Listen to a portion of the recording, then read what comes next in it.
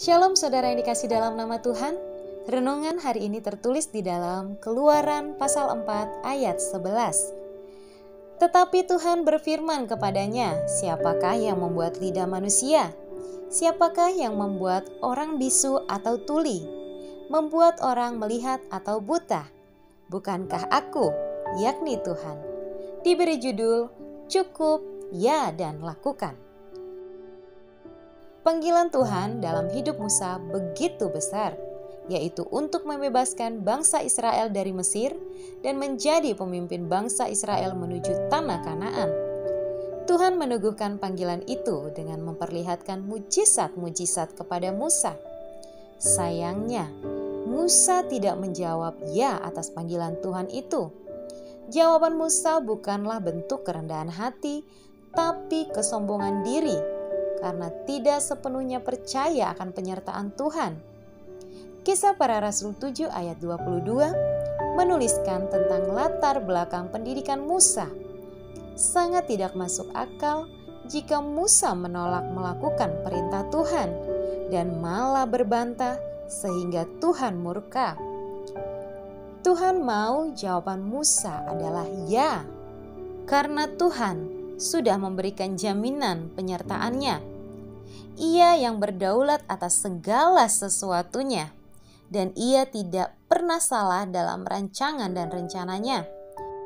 Kita tahu bersama bahwa melakukan kehendak Tuhan bukanlah hal yang mudah, malah terkadang tidak dapat diterima dengan nalar atau logika manusia. Namun ini yang Tuhan tuntut dalam kehidupan kita, yaitu taat dan lakukan. Sebagai bukti nyata dari iman kita, iman dan perbuatan adalah dua hal yang sejalan, tidak dapat dipisahkan.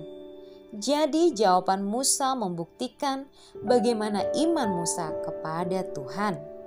Jika kita percaya sungguh kepada janji Allah, jaminan penyertaannya, kedaulatan Tuhan atas seluruh bumi dan manusia, kita percaya bahwa Tuhan adalah kebenaran itu sendiri dan rancangan Tuhan itu sempurna, maka kita akan menjawab ya dan melakukan dengan sepenuh hati apapun yang Tuhan perintahkan kepada kita.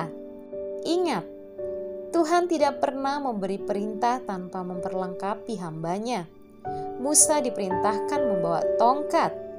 Tongkat adalah lambang otoritas, kuasa, dan salib Yesus.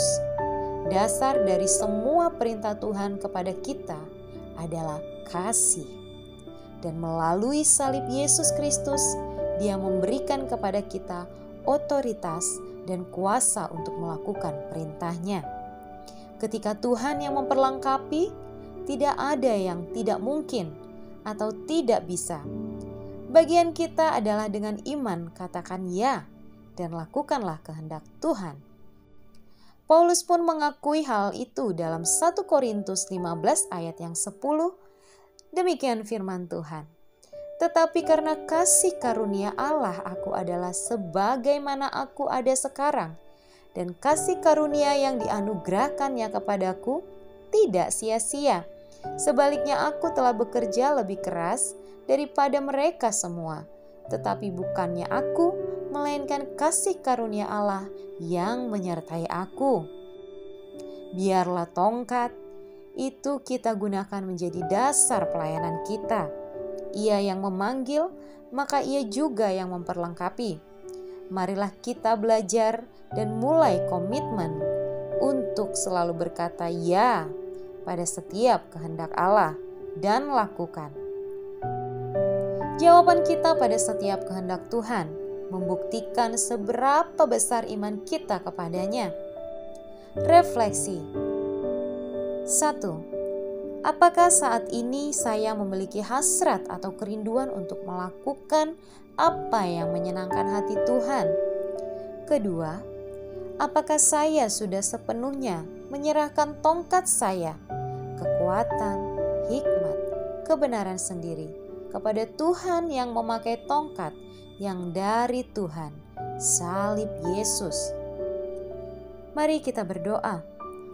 Tuhan Yesus, pimpinlah aku untuk selalu memandang kepada salib-Mu, supaya aku semakin mau dan mampu untuk hidup menyenangkan hati-Mu.